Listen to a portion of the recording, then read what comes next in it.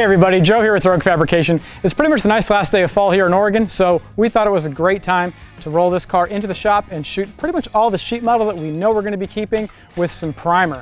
Whole point of this, obviously, is save it from rust. The reason why we're not going to be working on the body for a while is because we have to get into suspension fabrication. You just saw in episode 2, we did a whole bunch of work on the front end. We also identified a little bit of stuff we're going to have to redo in episode 3. Before we show you guys that stuff, let's spray this car.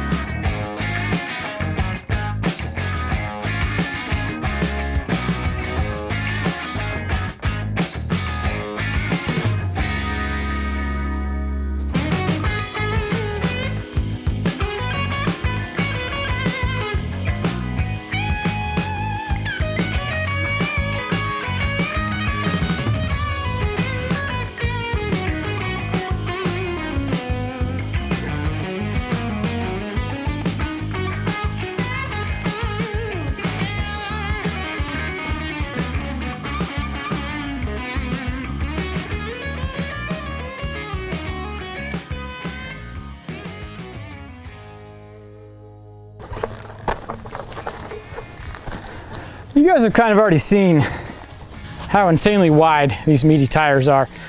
They're colossal, and they are just not going to get covered up by the factory fenders, which is why they're not here, why we didn't spray them. So I have a question for you guys, and I want you to leave your vote down below in the comments. Should we cover up the width of these bad boys with fiberglass or carbon fiber, like cloth, like a space peanut? Or should we do it with sheet metal? Obviously, sheet metal fab can be a little bit more challenging in some ways, but it's easier in others. You get to vote and pick, although we are going to do whatever we want. But leave a comment down below. Tell us what you'd prefer. And of course, do not forget to subscribe to this channel.